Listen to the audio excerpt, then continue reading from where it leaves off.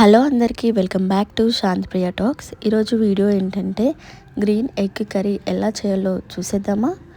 First ఒక బాండి పెట్టుకొని దాంట్లో ఆయిల్ వేసుకోవాలి. దాంట్లోనే ఒక 2 or 3 ఆనియన్స్ని పెద్ద ముక్కలుగా కట్ చేసుకొని వేసుకోవాలి.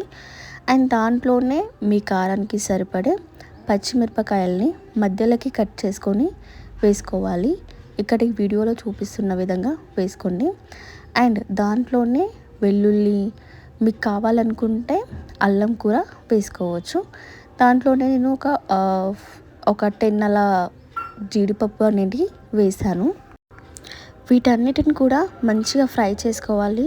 ఇక్కడ నేను ఈ వీడియోలో చూపిస్తున్న విధంగా మంచిగా ఫ్రై చేసుకోండి. వీటన్నిటిని ఫ్రై చేసుకొని ఒక పక్కన పెట్టేసుకోవాలి. తర్వాత మనము ఎగ్స్ని ఫ్రై చేసుకోవాలి. వేరొక బాండి పెట్టుకొని దాంట్లో ఆయిల్ వేసుకోవాలి. ఈ ఆయిల్లోనే కొంచెం పసుపు, కొంచెం కారం, కొంచెం సాల్ట్ కూడా వేసుకోవాలి. తర్వాత దీంట్లోకి బాయిల్ చేసుకున్న ఎగ్స్ని మధ్యలోకి ఘాటు పెట్టి ఈ దాంట్లో వేసుకోవాలి. ఇలా వేసుకున్న తర్వాత స్పూన్ పెట్టి కలపకుండా ఇక్కడ ఈ వీడియోలో చూపిస్తున్న విధంగా టాస్ చేసుకోవాలి. ఇక్కడ ఈ వీడియోలో చూపిస్తున్న విధంగా టాస్ చేసుకొని తర్వాత బాగా ఫ్రై చేసుకోండి. ఇక్కడ ఈ వీడియోలో చూపిస్తున్న విధంగా ఫ్రై అవ్వాలి. ఆ తర్వాత వీటన్నిటిని పక్కన పెట్టేసుకోవాలి. ముందుగా మనము ఫ్రై చేసుకున్న ఆనియన్స్ వాటన్నిటిని కూడా ఒక మిక్సీ జార్లో వేసుకోవాలి. దాంట్లోనే ఒక కట్ట కొత్తిమీర కూడా వేసుకొని మిక్సీ పట్టుకోవాలి. తర్వాత సేమ్ బాండ్లోనే ఆయిల్ వేసుకోవాలి. ఈ కర్రీకి కొంచెం ఆయిల్ ఎక్కువగానే పడుతుంది.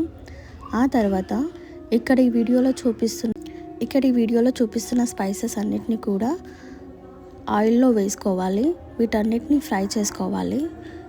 ఇక్కడ ఈ వీడియోలో చూపిస్తున్న విధంగా స్పైసెస్ అన్నిటిని ఫ్రై చేసుకోవాలి. తర్వాత మనం మిక్సీ పట్టుకున్న మిశ్రమాన్ని దీంట్లో వేసుకోవాలి. వేసుకొని బాగా కలపాలి. ఇది వేసేటప్పుడు కొంచెం మీడియం ఫ్లేమ్లో పెట్టుకోండి, ఎందుకంటే అడుగంటకుండా చూసుకోవాలి. ఇది ఏమాత్రం అడుగంటకుండా బాగా కలుపుతూ ఇలా ఆయిల్ అనేది పైకి వచ్చే వరకు కలుపుతూ ఫ్రై చేసుకోవాలి. ఇలా ఫ్రై అయిన తర్వాత దీంట్లోకి కొంచెం పసుపు, సాల్ట్ అండ్ ధనియా పౌడర్ వేసుకొని బాగా కలుపుకోవాలి. తర్వాత ఇలా కలుపుతూనే ఉండాలి, ఎందుకంటే కొంచెం కూడా అడుగంటకూడదు. ఆయిల్ మనకి వీడియోలో చూపిస్తున్న విధంగా పైకి వచ్చేంత వరకు కలుపుతూనే ఉండాలి. తర్వాత మీకు కావాలి అనుకుంటే కొంచెం పెరుగు అనేది యాడ్ చేసుకోవచ్చు. ఇది ఆప్షనల్, కాకపోతే పెరుగు యాడ్ చేస్తే చాలా మంచి టేస్ట్ అనేది వస్తుంది. పెరుగు వేశాక బాగా కలుపుకొని ఇక్కడ వీడియోలో చూపిస్తున్న విధంగా ఆయిల్ పైనకు వచ్చిన తర్వాత మీ గ్రేవీ కన్సిస్టెన్సీకి తగ్గట్లుగా వాటర్ అనేది పోసుకోవాలి.